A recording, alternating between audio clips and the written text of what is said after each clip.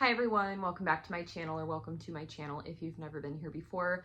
Today I wanted to make the topic be bringing awareness to when someone is experiencing mom burnout, which is a very real thing. Whether you are married, single, divorced, separated, whatever your status is, whether you are a stay-at-home mother, a working mother, just had a baby, have had children for a long time, multiple children, one children, whatever it is you in your circumstance are dealing with. Everyone goes through mom burnout as a mother. That's just normal. Nobody's perfect. Everybody goes through it. Let's talk about it. So the point of my video is to bring awareness to this and to make you understand that you or your loved ones experiencing this are not alone. I've experienced it. I have friends and family that have experienced it, and I don't know that there's enough awareness to talk about how we can cope with it and signs to know when you're experiencing it or someone else is going through it. So whether you're watching today's video because you know you've been experiencing it, you need help, or you know somebody who is and you're like, how do I know this is happening? We're going to kind of lay it all out there. So here's some of the symptoms of mom burnout. First off, you will experience irritability and mood swings, which for women particularly, when we go through our normal cycles, this is a very normal thing. You will always go through that as a woman because there are so many hormonal changes that happen. However, it'll be abnormal, it'll be irrational, and it will come at any random time. When you're experiencing mom burnout, it doesn't have to be reflective on a meltdown. It can be out of nowhere because you are overworked and everybody has this almost gauge where they can handle something until they're out, like on E, if you're driving a car and you don't have enough gas. And once that has happened, what does the car do when it's run out of gas? It stops. It cannot continue to function. So this is what it sort of is like in an analogy, is you're on E and then you run out and you've experienced mom burnout. And part of that is having mood swings that are severe and not acting like yourself. Now, sometimes that can be fixed by eating, drinking enough water, and whatever a normal uplifted mood activity can usually change it. But sometimes those things won't even work because you're still stuck in this rut. And so if you have ever experienced it or have somebody that has, you know, it's serious. It almost looks like and feels like depression or bipolar, but it doesn't have to be those things. It could just simply be mom burnout. You can find yourself having difficulty concentrating.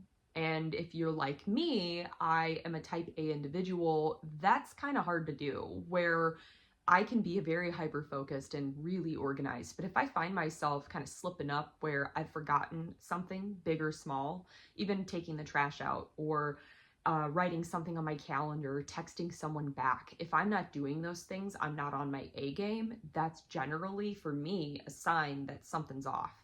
But there are other things that you could be doing that you're like, why did I forget that? Or what is wrong with me? And that is could be part of mom burnout. Neglecting self-care.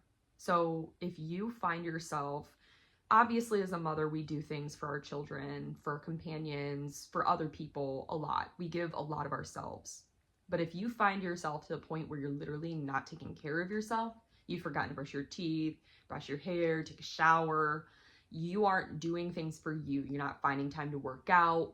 You aren't sleeping enough, all that stuff, which we'll touch base on some of those as well in this video. But self-care for yourself is so important. And as it's the common phrase people say all the time, if you can't take care of yourself, you cannot take care of anybody else. And so it doesn't mean you have to put yourself first, but it means that you need to make that time for you. So make sure you're jotting some time into your day to be able to take care of yourself and take a step back and go, okay, have I done these things for me? And sometimes what helps me is being able to, when my daughter it's time to brush her teeth, we'll brush our teeth together. When it's time for us to take a shower, I'll think to myself, okay, do I need to do this also? And kind of try to make it align with it's time for everybody to be doing these things and then it kind of reflects where I'm taking care of me and her. Sleep disturbances, going right along with what I just said. If you find yourself unable to fall asleep, unable to stay asleep, or just waking up in the middle of the night, tossing and turning, thinking overload, right? Anxious all the time, this can be a sign of mom burnout. Essentially, you need to make sure you're making enough time in your day allotted to sleep. And when it's time to sleep, sleep. Turn off the cellular devices, turn off all of the electronics, the lights, get some earplugs, take some melatonin, whatever you need to do to help yourself naturally, or just a little boost from vitamins or whatever. Get yourself to be able to get enough sleep.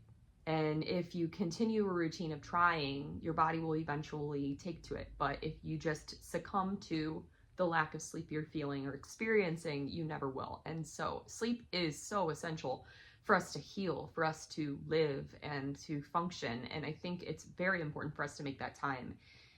If you are having sleep disturbances frequently, we need to work on how we can change that. Isolation.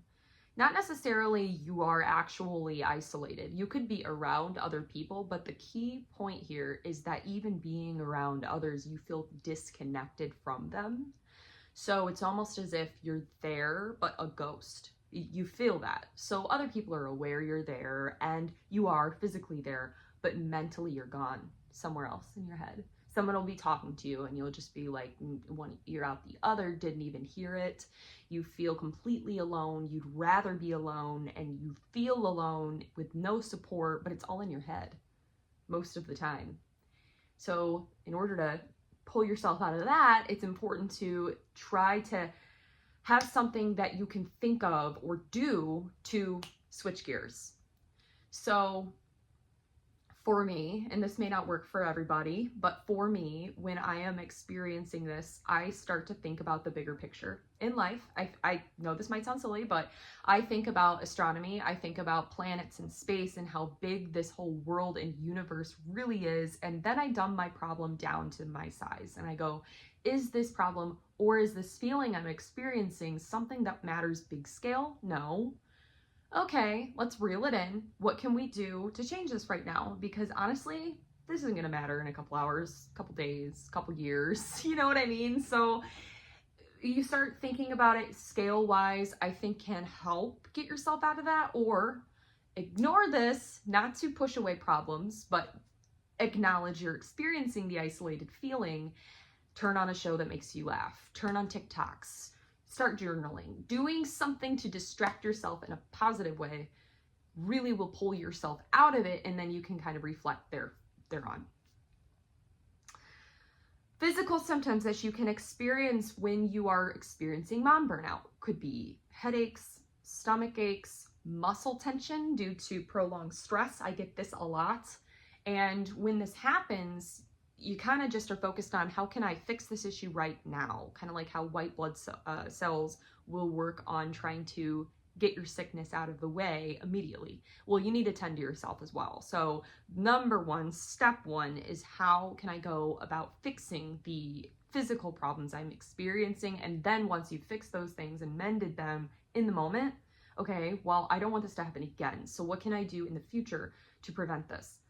If you're experiencing those muscle tensions, I actually highly recommend lidocaine patches. You can buy them at any store or on Amazon, whatnot. And they basically numb the area. It's a topical stick-on, and I love them, and it works anywhere. Like if you're having muscle tension or whatnot, I love it. So I highly recommend that. If you are experiencing the upper shoulder, back area tension, headaches, of course, over-the-counter ibuprofen will work, or Tylenol. And sometimes if that doesn't work, it is due to sleep, not drinking enough water, exercise. I also enjoy ice. I like this ice head wrap. And so, whatever works for you to kind of get rid of it. And then the last sign and symptom that I wanted to talk about here for mom burnout that you could experience is loss of interest in activities. So things that you actually normally love to do. For me, it's filming videos, or going for a run, going to the gym, all these things.